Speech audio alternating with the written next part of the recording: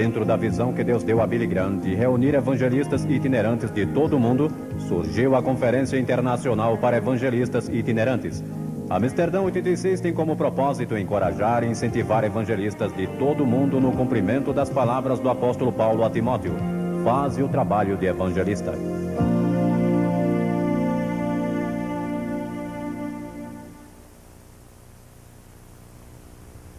Quero que abram as suas Bíblias comigo em Mateus capítulo 24, o terceiro versículo, Mateus 24, 3. Estando assentado no Monte das Oliveiras, chegaram-se a ele os seus discípulos em particular, dizendo: dize-nos quando serão essas coisas e que sinal haverá da tua vinda e do fim do mundo. E então, no capítulo 1 de Atos, começando com o versículo 8: mas recebereis poder ao descer sobre vós o Espírito Santo, e sereis minhas testemunhas, tanto em Jerusalém como em toda a Judeia e Samaria e até os confins da terra. Ditas estas palavras, foi Jesus elevado às alturas, e uma nuvem o encobriu dos seus olhos. Eu creio que foi uma nuvem de anjos. Anjos anunciaram o seu nascimento, e creio que anjos o escoltaram de volta ao Pai. E estando eles com os olhos fitos no céu, provavelmente com lágrimas nos seus olhos, eis que dois varões vestidos de branco se puseram ao lado deles e disseram: por que estáis olhando para as alturas? Este mesmo Jesus que dentre vós foi assunto ao céu, há de vir da mesma maneira como ouvistes subir para o céu. Que gloriosa promessa e esperança isto é para nós neste período da história. Sabem, quase todas as igrejas que eu conheço ensinam que Jesus vai voltar outra vez. E o mundo secular de hoje, os jornais seculares, estão falando sobre Armagedon. A revista Time disse no outro dia que a maior preocupação na vida de todo o povo americano é o vindouro apocalipse. Estão usando a linguagem da Bíblia, estão usando a linguagem do julgamento, estão usando a linguagem do livro da Revelação para descrever as coisas que estão acontecendo hoje. E vocês sabiam que as outras grandes religiões do mundo ensinam que alguém está para vir um dia destes? Uma declaração doutrinária judaica, elaborada pelos miodésios, proclama uma firme crença na vinda do Messias. Os hindus, que creem em 10 reencarnações do Deus Vishnu, dizem que 9 já aconteceram e a 10ª virá no fim dos tempos, quando ele virá como um herói conquistador. O budismo aguarda uma futura encarnação de Buda. O islamismo, tanto o grupo dos xiitas como o grupo dos suni, estão esperando a vinda de um líder nos últimos dias da terra.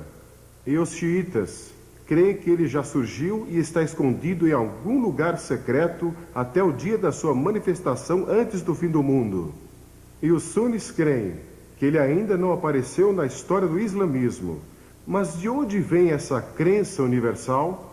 Eu creio que vem do princípio dos tempos, quando no 3º capítulo de Gênesis, Deus prometeu a vinda de um Salvador, a vinda de um Messias que viria para destruir as obras do diabo. Mas os discípulos fizeram 2 perguntas. Qual será o sinal da tua vinda? Quando virás outra vez? E quando vai ser o final dos tempos? Não sabemos a resposta delas.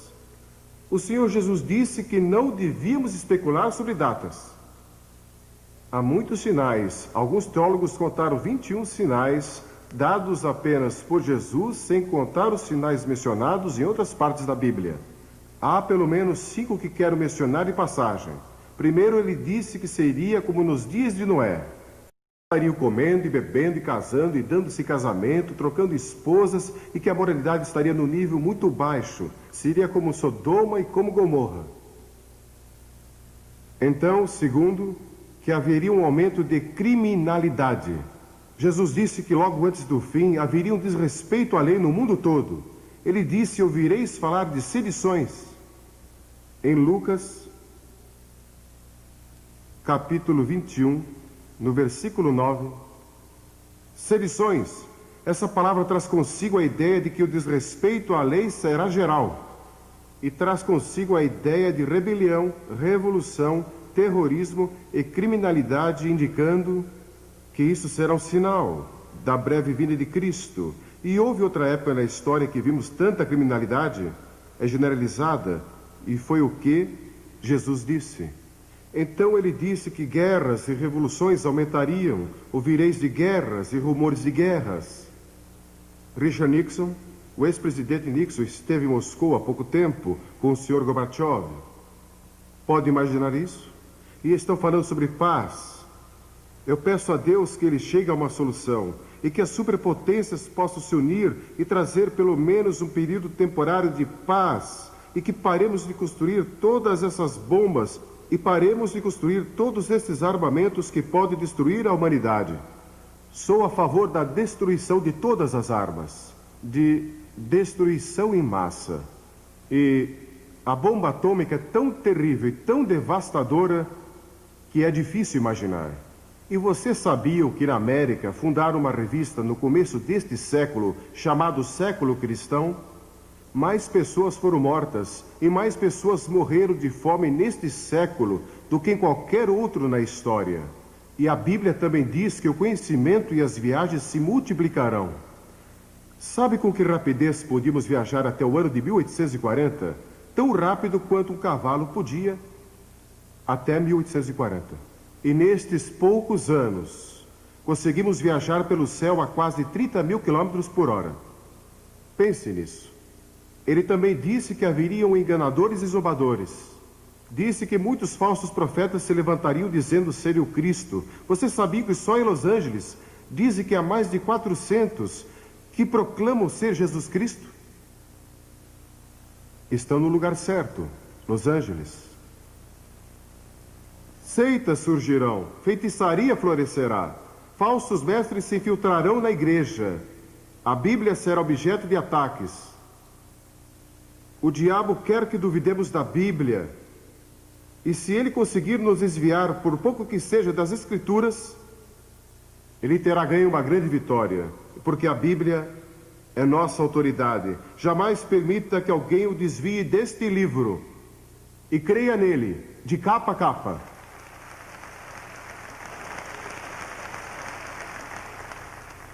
Agora, este mundo tem uma necessidade urgente de liderança. Quem vai acabar com o mal? Quem vai trazer paz a este mundo? A Bíblia diz que pessoas falarão de paz, paz, paz, quando não há paz. Nunca ouvi falar ou li de um momento na história em que a palavra paz foi usada com tanta frequência. Outro sinal que Jesus está para voltar. Um diplomata europeu disse algum tempo atrás que se o diabo pudesse resolver os problemas do mundo, ele seguiria o diabo. E alguns deles já estão seguindo o diabo. Uma menininha estava observando um velho relógio quando devia dar 12 badaladas, e alguma coisa estava errada e deu 13 badaladas. Ela correu para a mãe e disse: "Mamãe, é mais tarde do que nunca foi antes." Bem, quero lhes dizer, é mais tarde do que jamais foi antes. Nunca foi tão tarde antes, mas quero dizer outra coisa. Deus tem um plano. Deus tem um plano.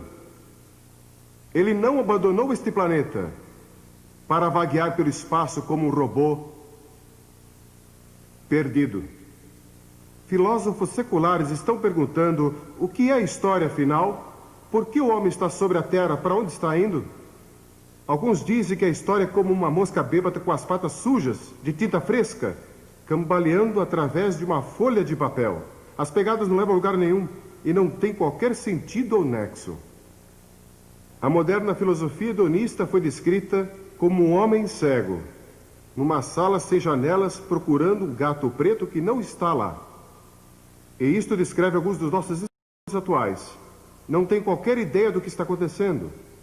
Não consegue discernir de forma alguma que Deus tem um propósito. O grande ensino da Bíblia é que Deus não abandonou o mundo. Ele tem um plano. E seu plano é que Jesus Cristo vai voltar e trazer paz e justiça ao nosso mundo. Mas até lá, você e eu temos uma tarefa a cumprir. Nosso Senhor disse: ocupem-se, sejam fiéis até que eu venha. E ele também disse que o Evangelho do Reino será pregado a todas as nações e então virá o fim. O Evangelho vai ser pregado a todo o mundo. E no mundo sem esperança, devemos deixar Amsterdã como uma mensagem de esperança. A Bíblia diz que somos salvos e mantidos pela esperança, e a esperança não confunde. A Bíblia ensina que ele vai voltar entre nuvens, e todo olho o verá. E para nós que o conhecemos como nosso Salvador, vai ser um momento glorioso e emocionante quando Jesus voltar outra vez. E ele vai nos levar consigo se cremos nele e seremos arrebatados. E muitas coisas vão acontecer, mas não vamos falar nisso aqui. Mas para aqueles que rejeitaram, aqueles que rejeitaram Jesus Cristo, vai haver choro e pranto e ranger de dentes. Porque a Bíblia ensina que o inferno existe. Nós não gostamos de pregar sobre isso, nem falar sobre isso, mas está na Bíblia e Jesus falou mais sobre isso que qualquer outro. E se formos fiéis à Bíblia, pregaremos sobre o inferno e o julgamento, avisando o povo. E uma razão porque há tanto pecado no mundo hoje é porque o homem perdeu o medo de que existe um inferno. Devemos ajudar os necessitados, os pobres e oprimidos. Devemos lutar por justiça social. Mas nossa tarefa primordial é proclamar o Evangelho da redenção centralizado na cruz e na ressurreição. Pela primeira vez na história, temos a possibilidade de alcançar todas as nações com o Evangelho de Cristo. Estão sendo alcançadas hoje, todas, praticamente pelo rádio. O Dr. Profride estava falando comigo hoje. Ele é o fundador e diretor da Rádio Transmundial. E ele declarou que não há um lugar neste planeta hoje que não possa receber o Evangelho. Isso nunca aconteceu antes. Mas Jesus profetizou isso. E logo será levado via satélite pela televisão a todas as nações do mundo. Vivemos na época entre a primeira e a segunda vinda de Cristo, e sua segunda vinda se aproxima. Nós cremos, não sei quando será. Só Deus sabe isso. Mas é um fato incrível que Deus confiou a pessoas como você e eu, pecadores redimidos, a responsabilidade de cumprir aqui seu propósito divino. Por que não fez ele mesmo? Por que não usou os anjos? Por que confiou isso a nós? Eu não sei. Este é um dos mistérios mais profundos da soberania de Deus. Ele escolheu dar a nós o privilégio, o alto e santo privilégio, de proclamar sua mensagem do Evangelho do Reino.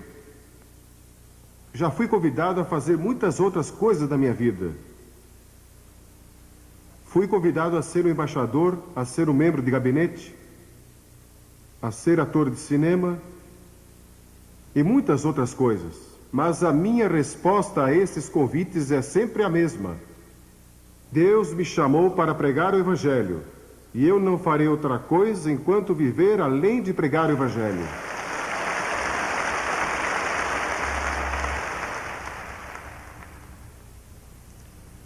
Ele quer que proclamemos a mensagem do Evangelho do Reino. E isso quer dizer que o que estamos fazendo aqui em Amsterdã é mais importante do que o que estão fazendo nas Nações Unidas.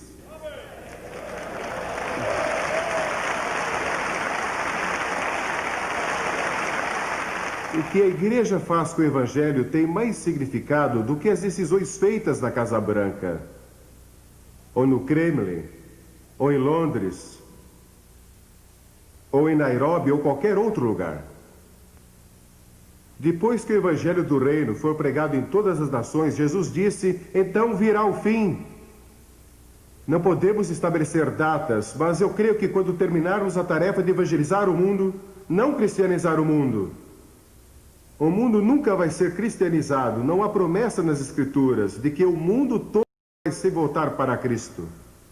Mas quando evangelizarmos, isso tem algo a ver com a segunda vinda de Cristo. Eu não entendo, mas isso me assombra.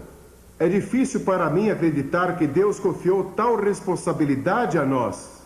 E estamos mais próximos de completar essa tarefa do que qualquer outra geração. Para a igreja de Filadélfia, ele escreveu: conheço as tuas obras, eis que tenho posto diante de ti uma porta aberta, a qual ninguém pode fechar. Quero dizer que não há uma porta fechada no mundo que possa permanecer fechada quando Deus resolve abri-la. E não quero dizer que ele a abre para missionários, não digo que ele vai abri-la para que alguns de nós ocidentais vamos pregar e ensinar, ou vocês de outros países. Deus tem sua própria maneira de fazê-lo. Em todas as nações do mundo, eu estava falando com um homem de Nepal, e ele estava me contando sua experiência. Não vou mencionar outros países aqui, porque é um assunto muito delicado e eles podem ter problemas quando voltarem. Precisamos orar por essas pessoas. Mas a palavra de Deus não está presa. Este mundo pecador está às portas do julgamento e do anticristo. Mas Deus nos deu boas novas para proclamar ao mundo. Para estes últimos dias, Ele nos deu poder espiritual e os recursos para levar o Evangelho ao mundo todo. Pense nisso, com o poder pentecostal, o poder do Espírito Santo, e com o rádio e a televisão e literatura e todos esses recursos, podemos alcançar o mundo todo, evangelizar o mundo e apressar a volta do Rei.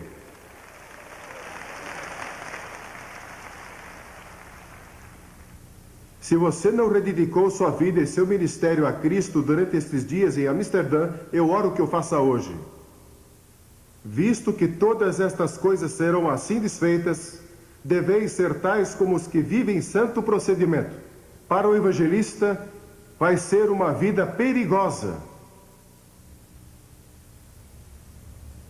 Vai ser uma vida solitária para vocês e suas famílias, em muitas áreas.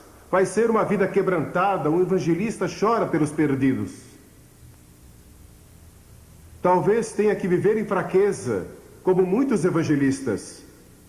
Muitos evangelistas que são fiéis a Deus, nunca foram muito saudáveis, mas Deus sempre os sustenta.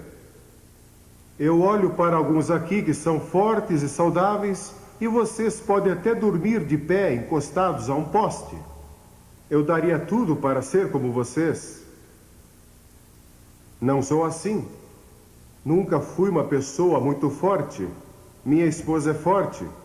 É mesmo.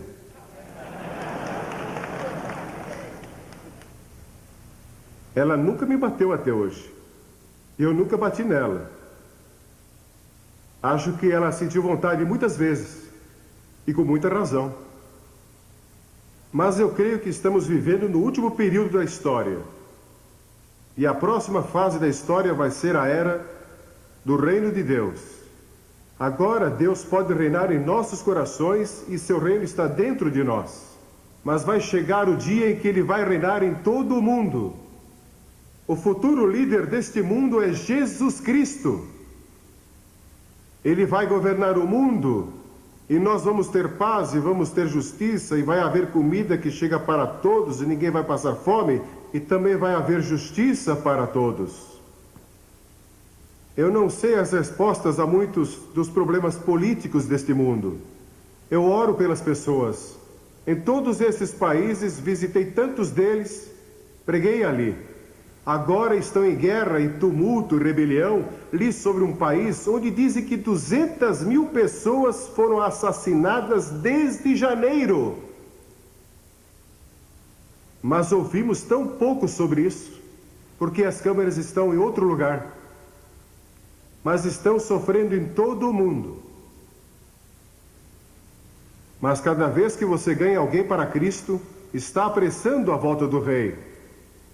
Um dia a Bíblia diz, veremos o Filho do Homem voltando entre as nuvens do céu com grande poder e grande glória. E fiquem sabendo que não há poder militar neste mundo, nem bomba atômica ou de hidrogênio que possa enfrentá-lo quando ele vier.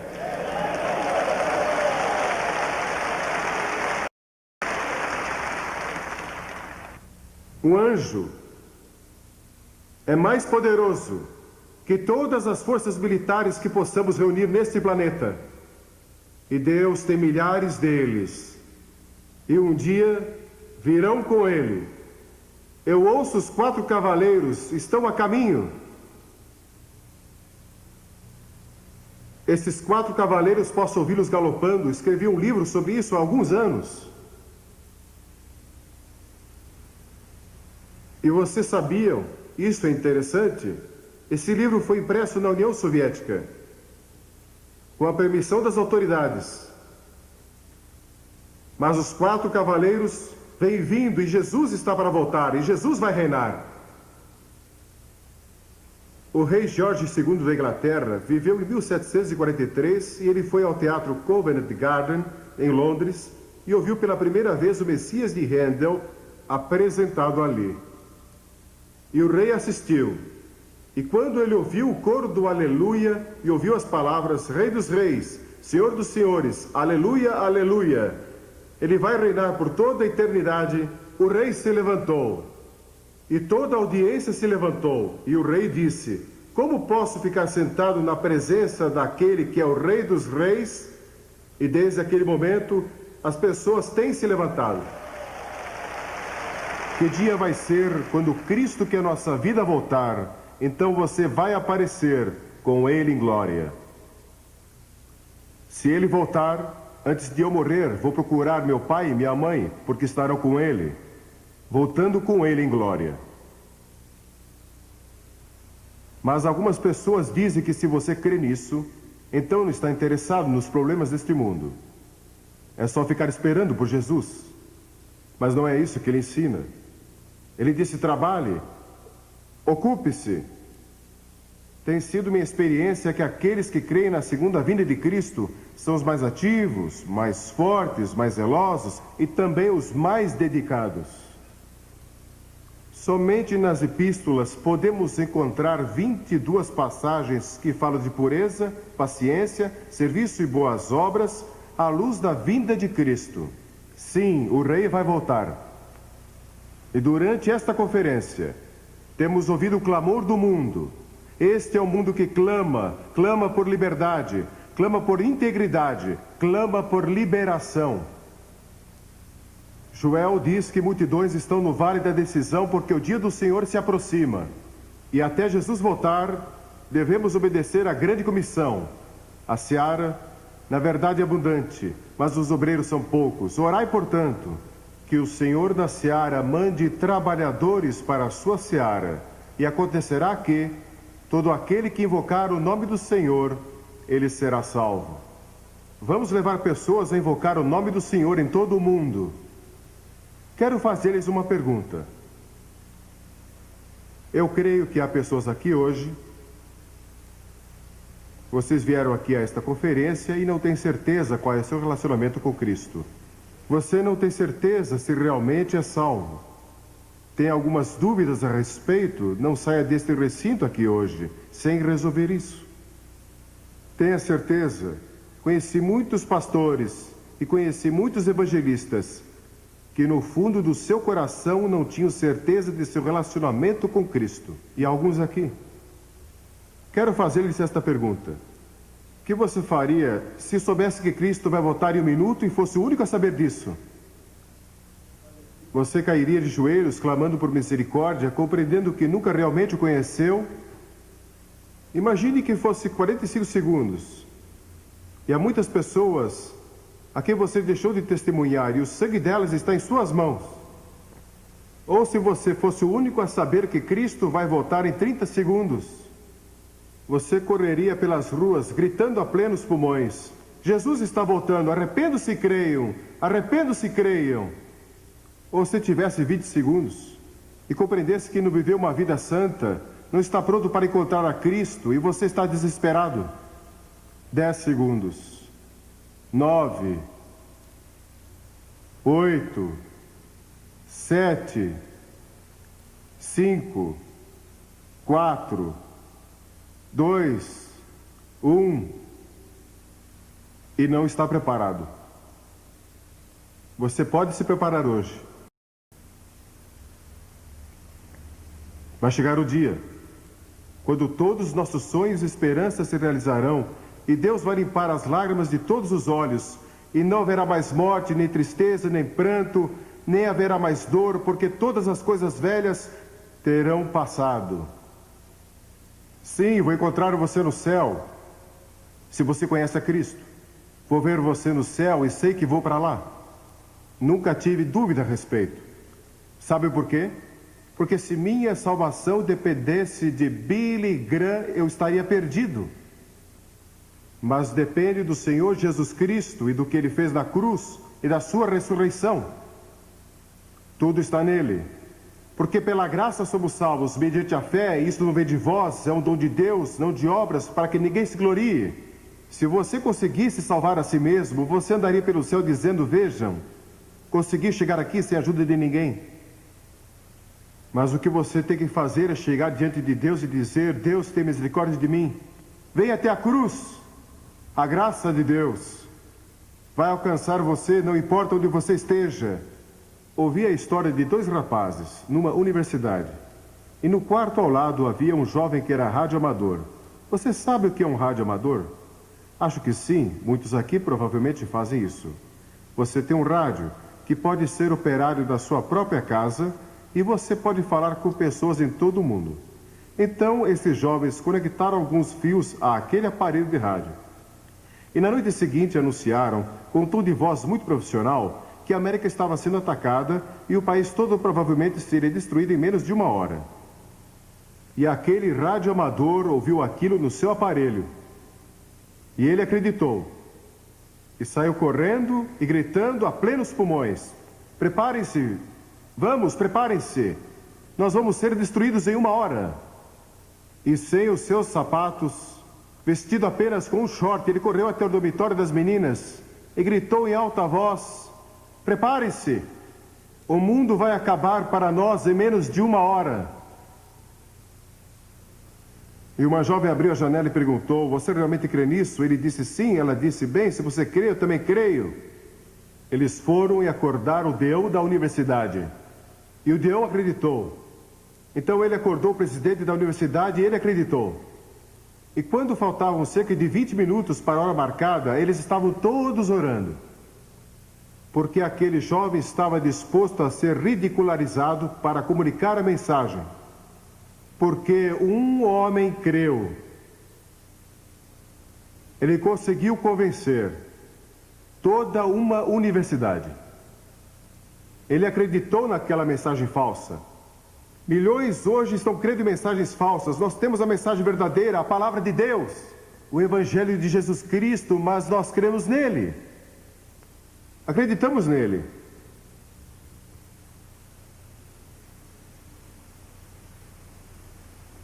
Antes de regressar para casa, seu primeiro passo deveria ser rededicação e consagração.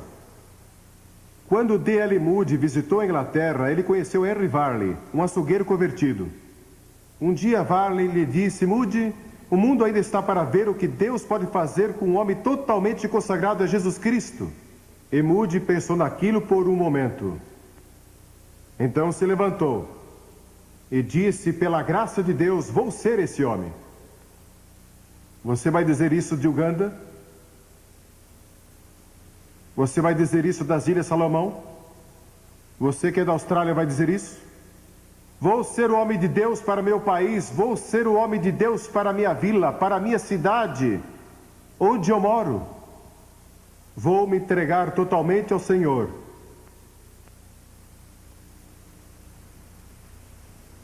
Você já fez isso? Vou pedir que todos curvem a cabeça em oração.